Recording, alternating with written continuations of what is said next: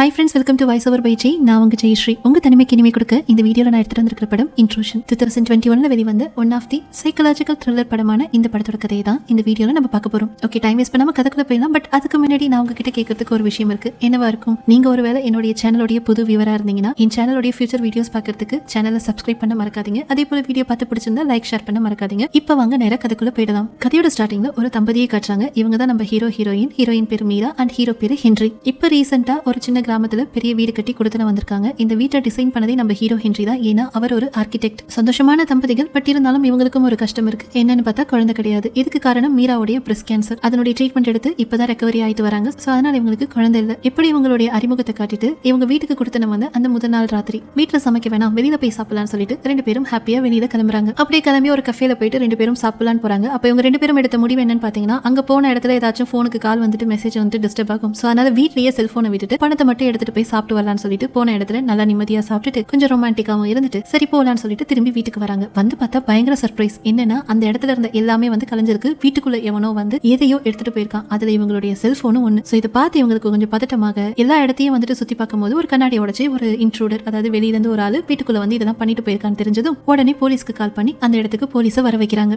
அப்படி போலீஸ் வர வரைக்கும் நம்ம என்ன நடந்திருக்குன்னு வீட்டை போய் தேடலான்னு பார்த்தா அங்க வந்தவன் இவங்களுடைய செல்போன்ஸ் அண்ட் ஹென்ரியோடைய லேப்டாப் இதை மட்டும் தான் எடுத்துட்டு போயிருக்கான். மத்தபடி வீட்டை வந்து கலைச்சு விட்டுருக்கானே தவிர வேற எதையும் திருட்டிட்டு போகல. சோ இப்படியே அந்த நாள் நைட்டு முடிய அடுத்த நாள் காலையில விடியுது. மீரா வந்து ஒரு கவுன்சிலரா ஒர்க் பண்ணிட்டு இருக்காங்க. சோ என்னதான் நைட்டோடைய அந்த ஒரு பிரச்சனை இவங்களை தாக்கி இருந்தாலும் இவங்க என்ன பண்றாங்க, அடுத்த நாள் காலையில கிளம்பி அவங்களோட வேலைக்கு போயிட்டாங்க. மீராவை காட்டி கட் பண்ணி வீட்டுல என்ன நடக்குது அப்படின்னு பார்த்தா ஹென்றி வீட்டுல தான் இருக்காரு. சோ நேத்து நைட் அவங்க போலீஸ்க்கு கால் பண்ணாங்க இல்லைங்களா. சோ அவங்க ஒரு டிடெக்டிவ் அனுப்பிச்சு வச்சிருக்காங்க. என்ன நடந்துச்சு ஏது நடந்துச்சுன்னு சொல்லிட்டு விசாரிக்க. சோ அவர் வந்து இவர்கிட்ட எல்லா விசாரணையும் நடத்தவே இவரும் பதில் சொல்றாரு. அப்ப அந்த டிடெக்டிவ் என்ன சொல்றாரு, நீங்க ஏன் வந்து வீட்டுக்கு ஒரு அலாமும் அது மட்டும் இல்லாம வந்துட்டு செக்யூரிட்டி கேமராவும் வைக்க கூடாது, அது இன்னும் கொஞ்சம் உங்களுக்கு செக்யூரிட்டி இம்ப்ரூவ் பண்ணல அப்படின்னு சொல்லிட்டு ஒரு ஐடியா கொடுக்க, ஓகே அது என்னன்னு பாக்குறேன் அப்படின்னு ஹீரோ சொல்றாரு. அப்படி அவங்க ரெண்டு பேரும் பேசிட்டு இருக்கும் போது திடீர்னு அந்த வீட்டுல பைப் லைன்ல ஒரு விதமான சத்தம் கேக்குது. அந்த சத்தத்தை கேட்டுட்டு முதல்ல பிளம்பரை கூப்பிட்டு அந்த பைப் என்னன்னு கொஞ்சம் பாருங்க அப்படின்னு அந்த டிடெக்டிவ் என்ன பண்றாருன்னா ஹீரோக்கு வந்து அட்வைஸ் பண்ணிட்டு அங்கிருந்து போயிடுறாரு. அவர் போன உடனே ஹீரோ என்ன பண்றாரு, சரி ஓகே அவர் சொன்ன மாதிரியே வந்து செக்யூரிட்டி கேமரா அலாரம்லாம் வந்து ஃபிக்ஸ் பண்ணலாம்னு சொல்லிட்டு வீடு முழுக்க செக்யூரிட்டி கேமரா அலாரம்லாம் ஃபிக்ஸ் பண்ணிட்டு அதை இவர் வாங்கின புது செல்போன் கூட கனெக்ட் பண்ணிட்டாரு. சோ செல்போன் மூலமாவே எல்லாத்தையும் வந்துட்டு கண்ட்ரோல் பண்ற மாதிரி. இப்ப இப்படியே இந்த சீன் கட் ஆயிட்டு மீராவை கட்டுறாங்க. இப்போ மீரா ஹாஸ்பிட்டல் போயிருக்காங்க. அவங்களுடைய ஒர்க்கை முடிச்சுட்டு, ஏன்னா அவங்க அந்த பிரஸ்ட் கேன்சரால வந்துட்டு கஷ்டப்பட்டு இருக்காங்க இல்லைங்களா. சோ இப்போ வந்து அவங்களுக்கு திடீர்னு ஒரு கட்டி வந்திருக்கு. அது என்ன கட்டி அப்படின்னு சொல்லிட்டு ஸ்கேன் எடுத்து பார்த்தா டாக்டர் வந்து என்ன சொல்றாங்க, நீ கவலைப்படுற மாதிரி ஒன்றும் கிடையாது, இது கேன்சரஸ் கட்டி கிடையாது, ஆனா ஒரு சின்ன லம்ப் இருக்கு. சோ அது வந்து மேபி நம்ம ஏற்கனவே பண்ண ஆபரேஷன்ல விட்டு போன மிச்சமா இருக்கலாம், பட் அது கேன்சர் கிடையாது, பயப்பட தேவையில்லை அப்படின்னு சொல்ல அப்பாடா அப்படின்னு கொஞ்சம் மனசு தெம்பாயிட்டு நேரா வீட்டுக்கு வராங்க. வந்தவங்க நேரா ஹஸ்பண்டை பார்த்து இந்த மாதிரி டாக்டர் கிட்ட செக் பண்ணிட்டு வந்துட்டு அந்த லம்ப் ஒன்றும் கிடையாது, அது கேன்சர் தான் கிடையாதா, பயப்படுற மாதிரி ஒன்றும் கிடையாது அப்படின்னு சொல்ல இவருக்கு ரொம்ப சந்தோஷமாயிடுது. சோ அப்படியே கிட்ட வந்து கட்டி பிடிச்சி இந்தா அப்படின்னு சொல்லிட்டு ஒரு புது செல்போனை தன்னுடைய மனைவிக்கு கொடுக்குறாரு. ஏன்னா இவங்களுடைய செல்போனும் காணாம போயிடுச்சு இல்லைங்களா. சோ அதனால புதுசு வாங்கி தராரு. அந்த புதுசுல ஒரு ட்ராக்கிங் டிவைஸையும் வச்சு தராரு. சோ மீரா எங்க போனாலும் என்ன பண்ணாலும் தெரியும்னு சொல்லிட்டு அதுக்கு காரணம் என்ன சொல்றானா, ஒருவேளை உனக்கு ஏதாச்சும் ஆபத்து வந்தா சோ இது மூலமா நான் கண்டுபிடிக்க முடியல அப்படின்னு சொல்லிட்டு ஒரு காரணம் சொல்ல, சரி ஹஸ்பண்ட் இவ்வளவு லவபிளா இருக்காருன்னு சொல்லிட்டு அவங்களும் அந்த செல்போனை வாங்கிக்கிறாங்க. அப்படியே நைட் ஆகுது. ரெண்டு பேரும் போய் படுக்கும் போது பாதி ராத்திரியில திரும்பி வந்துட்டு அந்த பைப் லைன் இருந்துச்சு இல்லைங்களா, அதுல அந்த டிடெக்டிவ் இருந்தப்ப என்ன சத்தம் கேட்டுச்சோ அதே போல ஒரு சத்தம் வந்துட்டு மீராக்கு கேக்குது. அதனால என்ன சத்தம் அது அப்படின்னு அவங்க ஏஞ்சி பார்க்கும்போது தான் தெரியுது இவங்க வீட்டுல கரண்ட் இல்லைன்னு சொல்லிட்டு. ஆக்சுவலி கரண்ட் போனா வெளியில இவங்க ஜென்ரேட்டர் வச்சிருக்காங்க. சோ கரண்ட் ஆட்டோமேட்டிக்கா வந்துரும். ஆனா இப்ப கரண்ட் இல்ல இல்லைங்களா. சோ அதனால தன்னுடைய ஹஸ்பண்ட் எழுப்பி வீட்டுல கரண்ட் இல்ல, ஜென்ரேட்டர் போய் செக் பண்ணுங்க அப்படின்னு சொல்ல அவரும் சரின்னு சொல்லிட்டு ஒரு டார்ச் லைட் எடுத்துட்டு வெளியில போய் ஜென்ரேட்டர் செக் பண்றாரு. அப்ப அந்த ஜென்ரேட்டரோட வயரெல்லாம் யாரோ கட் பண்ணி விட்டுருக்காங்க. அது மட்டும் இல்லாம அந்த ஜென்ரேட்டருக்கு பக்கத்துல பாத்தீங்கன்னா ஒரு சில ஃபுட் பிரிண்ட் இவர் பாக்குறாரு. இவர் இதை இங்க கவனிச்சிட்டு இருக்கும் போது அப்படியே வந்துட்டு மீராவுடைய ரூம்ல பார்த்தா யாரோ ஒருத்தவன் அந்த இடத்துக்குள்ளார வரா. அதை இவர் வெளியில இருந்து பாத்துட்டாரு. பொண்டாட்டியை காப்பாத்தணும்னு சொல்லிட்டு ஒரு வேக வேகமா உள்ள போனா மீராவை கட்டி போட்டுட்டு அவன் வெளியில போயிட்டான் போல இருக்கு. போன ஒரு ஃபர்ஸ்ட் தன்னோட ஒய்ஃபோட கட்டை பிரிச்சுட்டு வா போலான்னு சொல்லிட்டு கீழே கூட்டு போனா இவங்க வீட்டுல நிறைய பேர் எதையோ தேடிட்டு இருக்காங்க. இந்த மாதிரி ஏற்கனவே ஒரு ஆள் வந்ததால இவர் என்ன பண்ணிருக்காருன்னா அந்த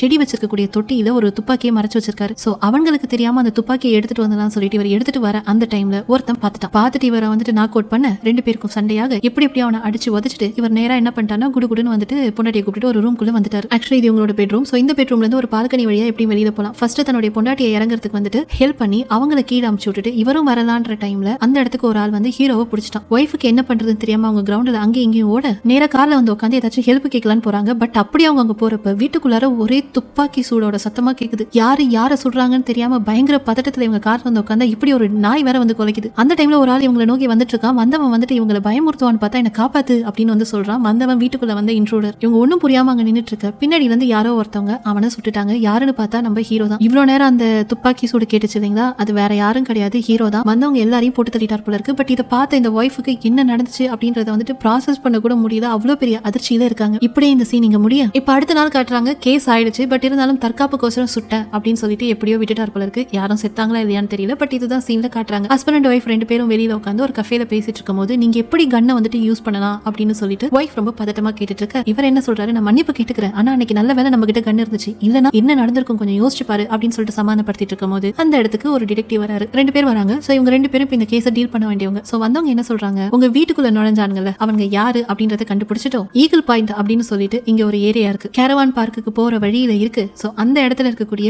ரொம்ப ஏழ்மையான மக்கள் தான். அவங்க எதுக்காக உங்க வீட்டுக்குள்ள வரல, ஏதாச்சும் கிடைக்கும் அதை கொள்ளடிச்சிட்டு போலான்னு மட்டும் தான் வந்திருக்காங்க. மத்தபடி இப்போதைக்கு எங்களுக்கு வேற எதுவும் தெரியல. இதுல ஒருத்தர் மட்டும் தான் உயிரோட இருக்காரு, திலான் காப்னு சொல்லிட்டு. சோ அதுவும் கோமால இருக்கான், ஐசியூல இருக்கான், செயின்ட் மேரிஸ் ஹாஸ்பிட்டல்ல. பட் இதை வந்துட்டு வெறும் வந்துட்டு ஒரு கொள்ளையடிக்கிற விஷயமா பார்த்தோம்னாலும் இன்னொரு பக்கம் எங்களுக்கு வேற ஒரு விஷயம் கிடைச்சிருக்கு. சோ இதுக்கு பின்னாடி அவங்களுடைய ஏரியால இருந்து ஒரு பொண்ணு காணாம போயிருக்கா ஒரு மாசத்துக்கு முன்னாடி. அதுக்கும் இதுக்கும் ஏதாச்சும் சம்பந்தம் இருக்குமோ அப்படின்னு எங்களுக்கு லைட்டா டவுட் இருக்கு. அந்த தொலைஞ்சு போன பொண்ணு வேற யாரும் கிடையாது, கோமால இருக்கால திலான் காப்னு சொல்லிட்டு, அவளுடைய ஃபேமிலியை சேர்ந்த பொண்ணு தான் கிறிஸ்டின் காப். சோ இந்த பொண்ணு மிஸ் ஆனதுக்கும் இந்த கொள்ளைக்கும் ஏதாச்சும் சம்பந்தம் இருக்கா அப்படின்ற பார்வையிலையும் நாங்க விசாரிக்க வேண்டியது இருக்கு அப்படின்னு சொல்லிட்டு அந்த பொண்ணோட போட்டோ காட்டுறாங்க. ஹீரோயின் அந்த பொண்ணோட போட்டோ அந்த டீடைல்ஸ் தான் பாக்குறாங்க. சோ இந்த மாதிரி அந்த இன்வெஸ்டிகேஷன் அங்க முடிய அப்படியே நீ நான் நைட்டு வீட்டுல காட்டினா திடீர்னு இந்த ஹென்றி எங்கேயோ கிளம்பி வந்து நிக்கிறாரு. எங்க போறீங்க அப்படின்னு ஒய்ஃப் கேட்க, சூப்பர் மார்க்கெட்டுக்கு போறேன், வீட்டுக்கு தேவையானதெல்லாம் வாங்க, போயிட்டு வந்துடுறேன் அப்படின்னு சொல்லிட்டு வேக வேகமா கிளம்பி போறப்ப வீட்லயே பர்ஸை வச்சுட்டு போயிட்டாரு. பர்ஸை இங்க வச்சுட்டு அங்க என்னத்த போய் வாங்க போறாரு அப்படின்னு சொல்லிட்டு கூப்பிட்டு பார்க்க அதுக்குள்ள இவர் கார் எடுத்துட்டு வெளியில போக உடனே கால் பண்ணி அவருக்கு கூப்பிடலான்னு சொல்லிட்டு ஹஸ்பண்டுக்கு இவங்க கால் பண்றாங்க. பட் அவர் காலையும் பிக் பண்ணாதால சரின்னு சொல்லிட்டு இவங்களுடைய கார் எடுத்துட்டு அவர் பின்னாடி போறாங்க. ஏன்னா பர்ஸ் இல்லாம போய் ஒரு புண்ணியமும் இல்லை இல்லைங்களா, சோ அதனால நம்மளும் போலான்னு சொல்லிட்டு அவரை இவங்க ஃபாலோ பண்ணிட்டு போக கொஞ்சம் தூரம் கார் ஒழுங்கா தான் போகுது. ஆனா சூப்பர் மார்க்கெட் போகிறதுக்கு போக வேண்டிய வழி பக்கமா இவர் போகாம வேற ஒரு பக்கமா என்ன பண்றாருன்னா போறாரு. இவர் போற பக்கம் அந்த செயின்ட் மேரிஸ் ஹாஸ்பிட்டல், அங்கதான் அந்த வீட்டுக்கு வந்த கொள்ளைக்காரன் வந்துட்டு கோமால இருக்கான். சோ என்னடா இவர் இந்த பக்கமா போறாரு, ஏதாச்சும் பிரச்சனை இழுத்துட்டு வர போறான்னு சொல்லிட்டு கொஞ்சம் பதட்டத்தோட இவங்க வண்டியை ஓட்ட அந்த டைம்ல நடுவுல ஒரு கார் வந்துருது. அதனால இவங்க அந்த கார் அங்க நிறுத்த ஹஸ்பண்ட் மிஸ் பண்ணிட்டாங்க. சோ அதனால என்ன பண்றது ஏது பண்றதுன்னு தெரியாம திரும்பி இவங்க வீட்டுக்கு வரும்போது அதுக்குள்ள இந்த ஹஸ்பண்ட் வீட்டுல வந்து உட்காந்துருக்காப்ல. வந்து பார்க்கும்போது அவர் ரொம்ப கேஷுவலா உட்காந்துட்டு இருக்க. இந்த மாதிரி என்னுடைய கார்ல சின்ன ஆக்சிடென்ட், கராச்சில விட்டுட்டு வர டைம் ஆயிடுச்சு, இந்த மாதிரி நீங்க வாலெட்டை விட்டுட்டு எங்க போனீங்க, அதுவும் சூப்பர் மார்க்கெட் போகாம ஹாஸ்பிட்டல் ரோட் பக்கம் ஏன் போனீங்கன்னு கேட்க, அப்படியா நான் தப்பா போயிட்டேன், திரும்பி வந்துட்டு யூட்டன் எடுத்துட்டு நான் வந்துட்டேனே, ஆனா நான் ஒன்ன பாக்கலையே, சூப்பர் மார்க்கெட் போயிட்டு எல்லாத்தையும் வாங்கிட்டு வந்துட்டோமா அப்படின்னு சொல்லிட்டு வாலெட்டையும் வாங்கிட்டு எதுவுமே நடக்காத மாதிரி அவர் ரொம்ப கேஷுவலா பிஹேவ் பண்றாரு. இப்படியே இந்த நாள் நைட்டும் முடியுது. இப்ப அடுத்த நாள் காலையில வந்து நம்ம ஹீரோயின் வேலைக்கு வந்துடுறாங்க. அவங்களுடைய வேலையை ஆஸ் யூஷுவல் பண்ணிட்டு இருக்கணும்னு தான் நினைக்கிறாங்க. பட் இருந்தாலும் அவங்களுக்கு அந்த நடந்த விஷயம் தான் இருக்கு, அந்த துப்பாக்கி சூடு, அந்த வீட்டுக்கு வந்த கொள்ளைக்காரங்க, இதெல்லாம் அடிக்கடி வந்து பயமுறுத்த அவங்க கொஞ்சம் ஒரு மாதிரி பதட்ட நிலைமையிலே இருக்காங்க. அப்படியே வேலையெல்லாம் முடிச்சுட்டு சரி கார் எடுத்துட்டு வீட்டுக்கு போலான்னு சொல்லிட்டு கார் சீட்ல வந்து இவங்க உட்காந்துட்டு இருக்கும் போது ஒரு டிடெக்டிவ் வந்து இவங்ககிட்ட வந்து பேசுறாரு. இவர் தான் இந்த கேஸை வந்துட்டு ஹேண்டில் பண்றவர். எப்ப பார்த்தாலும் கொஞ்சம் பதட்டமாவே இருக்கீங்க போல, பயப்படாதீங்க, அந்த கோமால இருந்தாலும் கொலைக்காரன் அவன் இறந்துட்டான் அப்படின்னு சொல்ல, எப்ப இறந்தாரு அப்படின்னு இவங்க வந்துட்டு ரொம்ப ஆர்வமா கேக்குறாங்க. நேத்து நைட்டு அப்படின்னு சொல்லவே இவங்களுக்கு சந்தோஷமாகல சந்தேகமாகுது. நேத்து நைட்டு நம்மளுடைய ஹஸ்பண்ட் அந்த பக்கமா தானே போனாரு, இவருக்கும் அதுக்கு ஏதாச்சும் சம்பந்தம் இருக்குமோ அப்படின்னு யோசிக்க, அப்படி யோசிச்சவங்க உடனே என்ன பண்றாங்கன்னா ஹஸ்பண்டுடைய காரோடைய ஜிபிஎஸ் ஹிஸ்டரி இருக்கும் இல்லைங்களா, அது செக் பண்ணி பார்த்தா அவர் லாஸ்டா இந்த ஈகிள் பாயிண்ட்டுக்கு போயிருக்காரு. அங்க இருந்து தான் இந்த கொலைக்காரங்க வந்ததா கூட டிடெக்டிவ் சொல்லிருப்பாங்க இல்லைங்களா. சோ அந்த இடத்துக்கு போனா அங்க யாருமே இல்ல. ஆனா அங்க ஒரு கார் பார்க் ஆயிருக்கு. அதுல வந்துட்டு பாத்தீங்கன்னா இந்த இறந்து போனார்னு ஒருத்தவங்க சொன்னாங்க இல்லைங்களா ஹாஸ்பிட்டல்ல, அவருக்கு வந்து ஒரு லெட்டர் இருக்கு. அது மட்டும் இல்லாம அந்த பார்க்டு கார்ல வந்துட்டு கீயும் இருக்கு. அந்த கீ எடுத்து வீட்டை ஓபன் பண்ணா வீடு ஓபன் ஆயிடுச்சு. சரி நம்ம தேடுறதுக்கு ஏதாச்சும் க்ளூ கிடைக்குமான்னு சொல்லிட்டு அந்த வீட்டை அவங்க தேடி ஆராயும் போது அங்க இவங்களுக்கு ஒரு லெட்டர் என்வலப் கிடைக்குது. அந்த என்வலப் பாத்தீங்கன்னா இவங்களுடைய வீடு, புது வீடு இருக்குங்களா, அதனுடைய கன்ஸ்ட்ரக்ஷன் ப்ராஜெக்ட். சோ அது கிடைக்கவே சரி இது என்னன்றது அப்புறமா பாத்துக்கலாம்னு சொல்லிட்டு அந்த என்வலப் எடுத்துட்டு வீட்டுக்கு வரலாம் திரும்பி வரும்போது அங்க ஒரு அந்த மெயில் பாக்ஸோட அந்த லாக்கர்ஸ் இருக்கும்ல அது இருக்கு. சோ அங்க போயிட்டு திலானுடைய மெயில் பாக்ஸை வந்துட்டு ஓபன் பண்ணி பார்த்தா அது உள்ள ஒரு ஹேண்டி கேம் இருக்கு. சரி ஓகே இது வீட்டுல போய் என்னன்னு பாத்துக்கலாம்னு சொல்லிட்டு அதையும் எடுத்துட்டு இவங்க திரும்பினா அங்க ஒரு ஆள் வந்துட்டு நீ யாரு, உன் காரை இங்க ஏற்கனவே பாத்துருக்கேன்னு சொல்ல, நான் இது வரைக்கும் இங்க வந்ததில்ல, நான் திலான பாக்கலான்னு வந்தேன் அப்படின்னு சொல்லிட்டு அந்த இடத்த விட்டு வெளியில போலான்னு பார்த்தா அதுக்குள்ள அவங்க கையில இருந்த அந்த ஹேண்டி கேம புடுங்கி நங்குன்னு 2 குத்து குத்துறான். அது உடஞ்சிருச்சு. ஏன்னா அவன் என்ன நினைச்சிட்டான் இங்க என்ன நடக்குதுன்னு சொல்லிட்டு வந்து இந்த ஹேண்டி கேம்ல வந்துட்டு ரெக்கார்ட் பண்ணிட்டான்னு நினைச்சிட்டு அதை உடச்சிட்டான். பட் இருந்தாலும் எப்படியும் அவனை சமாளிச்சுட்டு அந்த உடஞ்ச ஹேண்டி கேமோட இவங்க என்ன பண்ணிட்டாங்கன்னா கடகடன்னு வீட்டுக்கு வந்துட்டு டிவியில கனெக்ட் பண்ணி ஏதாச்சும் ஃபுட்டேஜ் கிடைக்குதான்னு பார்த்தா அதுல அந்த திலான் ஏதோ பேசிருக்காரு. பட் அதுக்கு மேல இவங்களால டேட்டாவை ரிட்ரீவ் பண்ண முடியல. சோ என்ன பண்றாங்க, உடனே போயிட்டு அதே ஹேண்டி கேமோடைய மாடல்ல வேற ஒரு ஹேண்டி கேம் வந்துட்டு ஆர்டர் பண்றாங்க. ஏன்னா இதே சிப் அதுல போட்டு அது ஒர்க் ஆகும்னு சொல்லிட்டு. சோ அது மட்டும் இல்லாம இவங்க ஒரு என்வலப் எடுத்துட்டு வந்தாங்க இல்லைங்களா திலானுடைய வீட்டுல இருந்து, அதை வந்து இவங்களுடைய வீட்டோட கன்ஸ்ட்ரக்ஷன் ஃபைல் கூட ஒப்பிட்டு பாக்குறாங்க. அப்படியே அவங்களுக்கு பார்க்கும்போது தெரிய வந்தது என்னன்னா இது இவங்களுடைய வீட்டோடைய ஒரு என்வலப், அதாவது இந்த கன்ஸ்ட்ரக்ஷனுக்கும் அந்த என்வலப்புக்கும் ஒரு கனெக்ஷன் அவங்களுக்கு கிடைக்குது. சோ அதனால உடனே போயிட்டு என்ன பண்றாங்க தன்னுடைய ஹஸ்பண்டோட ரூம்ல செக் பண்றாங்க. ஏன்னா இதுக்கும் தன்னுடைய ஹஸ்பண்டுக்கும் ஏதாச்சும் சம்பந்தம் இருக்குமான்னு சொல்லிட்டு அப்படி அவங்களுக்கு செக் பண்ணும்போது ஒரு ஃபிளாஷ் டிரைவ் கிடைக்குது. சோ அதை எடுத்து அவருடைய கம்ப்யூட்டர்ல போட்டு பார்க்கும்போது இந்த வீடு கட்டிருப்பாங்கல்ல, அப்ப நிறைய போட்டோ ஃபுட்டேஜ் எல்லாம் எடுத்திருப்பாங்கல்ல, சோ அதெல்லாம் வந்துட்டு அதுல இருக்கு. இறந்து போனதா சொல்றாங்களே திலான் ஒருத்தர், இவங்க கூட ஒருத்தர் வீட்டுக்கு போயிட்டு வந்தார்ல அவர் அந்த ஃபுட்டேஜ்ல இருக்காரு. சோ அதாவது இந்த வீடு கட்டிட்டு இருந்தப்போ இந்த ப்ராஜெக்ட்ல ஒர்க் பண்ண ஒன் ஆஃப் தி ஒர்க்கர் போல இருக்கு அவரு. சோ இதெல்லாம் பார்த்துட்டு இருக்க இவங்களுக்கு மேற்கொண்டு நிறைய குழப்பங்களும் சந்தேகங்களும் வருது. ஆனா இதுல மூழ்கி போனவங்க வெளியில வந்த ஹஸ்பண்ட வந்துட்டு கவனிக்கல. ஆக்சுவலி உங்க ஹஸ்பண்ட் என்ன பண்ணிருக்காருன்னா இவங்களுடைய காரை கராஜ்ல இருந்து எடுத்துட்டு வரேன்னு சொல்லிட்டு போயிருக்காரு. இவங்க என்ன பண்ணிருக்காங்க ஈகிள் பாயிண்ட்க்கு இடத்துக்கு இவங்களுடைய ஹஸ்பண்டோடைய கார் எடுத்துட்டு போயிருக்காங்க. சோ அதனாலதான் அங்க இருந்தவங்க இந்த காரை ஏற்கனவே நான் இங்க பாத்துருக்கேன்னு கேட்டிருப்பான் அந்த ஈகிள் பாயிண்ட்ல. இதெல்லாம் ஒரு பக்கம் நடந்துட்டு இருக்கு. இவங்க ஹஸ்பண்ட் வந்ததை கவனிக்கல இல்லைங்களா. ஆனா ஹஸ்பண்ட் தன்னுடைய ஆபீஸ் ரூம்ல லைட் எரியறத கவனிச்சிட்டாரு. நேரா உள்ள வராரு. ஆனா அதுக்குள்ள இவங்களுக்கு எப்படியோ அலர்ட் ஆயிட்டு அந்த ரூமை விட்டு வெளியில வரும்போது போனை அங்கேயே வச்சுட்டு வந்துட்டாங்க. சோ ஹஸ்பண்ட் வந்து தன்னுடைய ரூமை முதல்ல செக் பண்ணும்போது இவங்க நைஸா வந்து போன் எடுத்து பாக்கெட்ல வச்சுக்க இவர் என்ன கேக்குறாரு, நீயா ஈகிள் பாயிண்ட் போன அப்படின்னு கேக்குறாரு. ஏன்னா இவர் வந்துட்டு அந்த ஜிபிஎஸ் ஃபாலோ பண்ண முடியல இவரோட கார்ல. சோ அது மூலமா கண்டுபிடிச்சிட்டார் போல இருக்கு. அதனால அதை கண்டுபிடிச்சு இவர் கேள்வியா கேட்க இவங்க என்ன பண்றாங்க, ஜஸ்ட் ஒரு ஃப்ரெஷர் வாங்கலான்னு அந்த பக்கம் போன, மத்தபடி ஒண்ணும் இல்ல அப்படின்னு வந்துட்டு கொஞ்சம் அப்படியே சமாளிக்கிறாங்க. ஒய்ஃப் ரொம்ப கேஷுவலா வந்து சொல்றதால இந்த ஹஸ்பண்டுக்கு வந்துட்டு எந்த டவுட்டும் வரல. அப்படி இந்த சீன் முடிய அன்னைக்கு நாள் நைட்டு 2 பேரும் தூங்கிட்டாங்க. ஹஸ்பண்ட் நல்லா தூங்கிட்டதுக்கு அப்புறமா என்ன பண்றாங்க, திரும்பி போயிட்டு கம்ப்யூட்டர்ல இந்த ஃபிளாஷ் டிரைவ் போட்டு திருப்பி இருக்கிற எல்லா போட்டோஸையும் வீடியோஸையும் செக் பண்ணிட்டு இருக்காங்க. அப்பவும் திரும்பி இந்த பைப்போட சத்தம் கேக்குது. என்னடா இது பைப்போட சத்தம் கேக்குதுன்னு பாக்குறாங்க. இந்த பாத்ரூம்ல ஃபிளஷ் எல்லாம் பண்ணா ஒரு மாதிரி கடகடன்னு சத்தம் கேட்கும் இல்லைங்களா. சோ அந்த மாதிரி சத்தம். அப்படி அந்த சத்தத்தை கவனிச்சுட்டு நேரா திரும்பி உங்களுடைய கவன போட்டோக்கு வரும்போது அதுல ஒரு சில போட்டோஸ்ல இந்த கிறிஸ்டின் அப்படின்னு கூடிய பொண்ணு இருக்கா.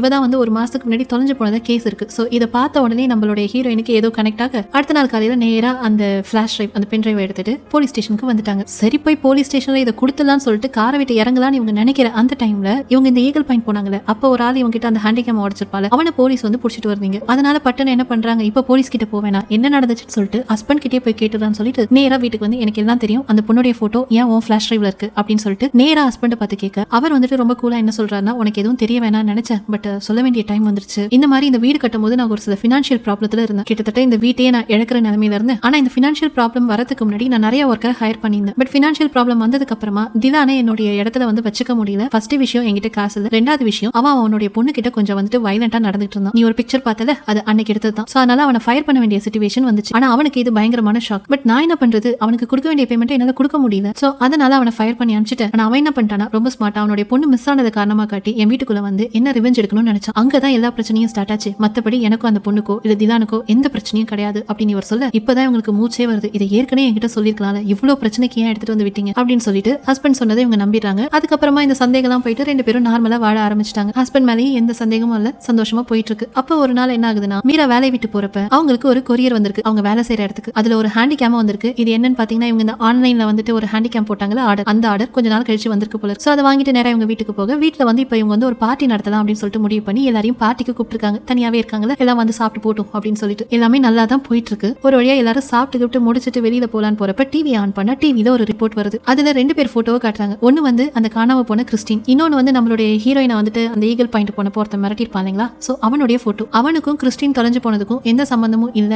அப்படின்னு சொல்லிட்டு ஒரு ரிப்போர்ட் வருது. அதாவது நம்ம ஹீரோயின் வந்து அந்த ஃபிளாஷ் டிரைவ் கொடுக்கலான்னு போனாங்கல்ல போலீஸ் கிட்ட, அப்ப வந்துட்டு இவனை கூப்பிட்டு வந்திருப்பாங்க. அதுக்கு காரணம் இவன் தான் வந்து அந்த கிறிஸ்டின் தொலைஞ்சு போனதுல வந்துட்டு இன்வால்வ் ஆயிருக்கான்னு சொல்லி சந்தேகத்துல. பட் இப்போ அவனுக்கும் இதுக்கும் சம்பந்தம் இல்ல அப்படின்னு ஒரு நியூஸ் வரவே திரும்பி நம்ம ஹீரோயினுக்கு தான் புருஷன் மேல டவுட் வர ஆரம்பிச்சிருச்சு. சோ அதனால அன்னைய நாள் நைட்டு என்ன பண்றாங்க, அந்த பழைய ஹேண்டிகேம் எங்கேயாச்சும் வச்சிருப்பாங்கல்ல அதை போயிட்டு எடுத்து அதுல இருந்து அந்த மெமரி சிப் எடுத்து இவங்களுக்கு இப்ப புதுசா வந்து ஒரு ஹேண்டிகேம் டெலிவர் ஆச்சு இல்லைங்களா, அதுல போட்டு என்னதான் அதுல ஃபுட்டேஜ் இருக்கு அப்படின்னு சொல்லிட்டு செக் பண்றாங்க. அப்படி செக் பண்ணும்போது அவங்களுக்கு மட்டும் ஷாக் இல்ல, படம் பார்த்துட்டு இருக்க நமக்கும் ஷாக்கா இருக்கும். என்னன்னா அதுல திலான் ரெக்கார்ட் பண்ணிருக்கிறது இவங்க வீட்டுக்கு வந்து போனதுக்கு அப்புறம் தான் ரெக்கார்ட் பண்ணிருக்காரு. அதாவது இவங்க வீட்டுக்கு 2 தடவை வந்திருப்பார்ல, அதுல ஏதோ ஒரு தடவை ரெக்கார்ட் பண்ணிருக்காரு. ஆக்சுவலி இந்த வீட்டுல இவங்க ஒர்க் பண்ணிட்டு இருக்கும் போது கிறிஸ்டினோ அந்த வீட்டுக்கு வந்திருப்பாங்க இல்லைங்களா. சோ அந்த டைம்ல தான் இவங்க காணாம போயிருப்பாங்க. இந்த ஹவுஸோட கன்ஸ்ட்ரக்ஷன் முடிகிற டைம் அது. சோ இந்த கிறிஸ்டின் காணாம போனதுல திலானுக்கு யார் மேலேயுமே டவுட் கிடையாது, நம்மளுடைய ஹீரோ ஹென்றி மேல மட்டும் தான் டவுட். சோ அதை எப்படியாச்சும் கண்டுபிடிக்கணும் அப்படின்னு சொல்லிட்டு தான் ஹென்றி அந்த வீட்டுக்கு கொடுத்தன வந்து முத நாளே வெளியில போனப்ப தான் பொண்ணை தேடி இந்த வீட்டுக்குள்ள வந்திருப்பாரு. ஆனா அவர் தேடி கண்டுபிடிக்கிறதுக்கு முன்னாடியே என்ன ஆயிருக்கும்னா இவங்க வீட்டுக்குள்ள வந்திருப்பாங்க. சோ அதனால இவங்க வெளியில போயிருப்பாங்க. பட் அப்படி வந்தப்போ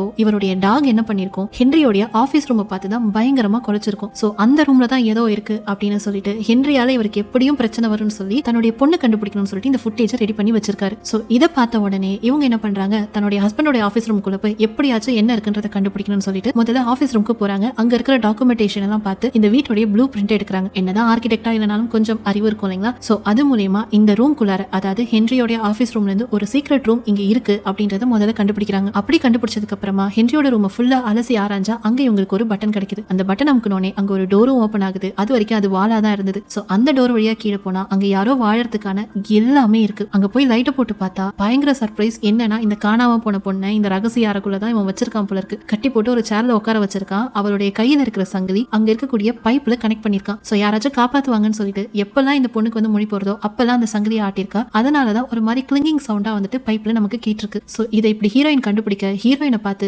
பயங்கரமா அந்த பொண்ணு கத்தி கதறி அழ, தயவு செஞ்சு கத்தாத, அவன் காதுல கேட்ட போது அப்படின்னு சொல்லிட்டு திரும்பினா கரெக்டா வந்து நிக்கிறாங்க. இன்னும் உடனே ஏன் இந்த மாதிரி பண்ண, இப்படிதான் பண்ணிருக்க கூடாது, இந்த பொண்ணை நீதான் கடத்தி வச்சிருக்கியா அப்படின்னு சொல்லிட்டு போலீஸ் போலீஸ்க்கு கால் பண்ணலாம் ட்ரை பண்றாங்க. அப்படி அவங்க ட்ரை பண்ணும்போது பட்டுன்னு இந்த பொண்ணு அடிச்சு, அதாவது தன்னோட ஒய்ஃப் அடிச்சு அவளையும், அதாவது தன்னோட ஒய்ஃபையும் கிறிஸ்டினை எப்படி கட்டி போட்டானோ அதே போல கட்டி போட்டுட்டு இங்கேயே கடனை சொல்ல அந்த ஒய்ஃப் கேக்குறாங்க, ஏன் இந்த மாதிரிலாம் பண்ணிட்டு இருக்கா அப்படின்னு கேட்க, பார் உனக்கு பிரஸ்ட் கேன்சர், உன்னால குழந்தை பெத்துக்க முடியாது, ஆனா எனக்கு குடும்பம் வேணும், அதே டைம்ல நீ தான் எனக்கு பொண்டாட்டியா இருக்கணும். இப்ப இந்த பொண்ணுக்கு ஃபெர்டிலிட்டி இருக்கு, இந்த பொண்ணு மூலமா நான் ஒரு குழந்தைய பெத்துக்கிட்டேன்னா அந்த குழந்தை பிறந்தோடனே நம்ம குடும்பம் ஆயிடுவோம், இவளை கொண்டுட்டு நம்ம மட்டும் நம்ம வாழ ஆரம்பிச்சிடலாம் அப்படின்னு சொல்லிட்டு இவனோட பிளான் என்ன, ஏன் இந்த பொண்ணு கடத்தி வச்சிருக்கான்னு சொல்லிட்டு ஒய்ஃபையும் அங்கேயே விட்டுட்டு திரும்பி கடகடன் மேல வரான். ஆக்சுவலி இது எல்லாமே அந்த பார்ட்டி டைம்ல தான் நடந்துட்டு இருக்கு. சோ இவன் ஏமாந்த நேரம் தான் போயிட்டு அவங்க உடனடியா என்ன பண்ணிருக்காங்கன்னா அந்த ஃபுட்டேஜையும் பார்த்திருக்கான். சோ அதனாலதான் வந்துட்டு இவனும் வந்து முழிச்சிட்டு இருந்திருக்கான். வந்து கண்டுபிடிச்சிட்டான். மேல வரும்போது அங்க வந்து விருந்தினர்கள் எல்லாம் வந்து விருந்து சாப்பிட்டு இருக்கும் போது இந்த மாதிரி என் ஒய்ஃப்க்கு உடம்பு சரியில்லை, இதுக்கு மேல இந்த பார்ட்டி என்னால வந்துட்டு கண்டினியூ பண்ண முடியாது, எல்லாம் போயிட்டு வாங்கன்னு சொல்லி அவங்க எல்லாரையும் அமுச்சு வச்சுட்டு திரும்பி கீழே வரான். அதுக்குள்ள மீரா வந்து எப்படியோ அவ வாயாலே என்ன பண்ணிட்டானா கட்டின கயிறை வந்து கழட்டிட்டு அந்த கிறிஸ்டின் பொண்ணையும் காப்பாத்திட்டு அந்த இடத்த விட்டு போயிட்டான். கீழே வந்தவன் வந்துட்டு எங்க தான் பொண்டாட்டி அந்த கிறிஸ்டின் பார்த்தா அவங்க ரெண்டு பேருமே அங்க இல்ல. சோ அதனால அவன் திரும்பி வரலான்னு பார்க்கும்போது இவங்க ரெண்டு பேரும் எங்கேயும் போல படிக்கட்டு கீழே தான் ஒளிஞ்சிருக்காங்க. சோ இவன் உள்ள போன நேரமா பார்த்துட்டு இவங்க வெளியில வரலான்னு வரும்போது இவனும் துரத்தி பிடிச்சிட்டு கிட்டத்தட்ட அந்த பொண்ணை பிடிச்சிட்டான். பட் அதுக்குள்ள இவங்க வெளியில வந்துட்டாங்க. வந்த உடனே எப்படியாச்சும் வெளியில வரலாம் நேரா என்ன பண்றாங்கன்னா மெயின் டோருக்கு தான் போறாங்க ரெண்டு பேரும். பட் அவன் வந்து கொஞ்சம் ஸ்மார்ட், அவன் கையில அந்த போன் இருந்துச்சு இல்லைங்களா, அது கூட தானே வீட்டோட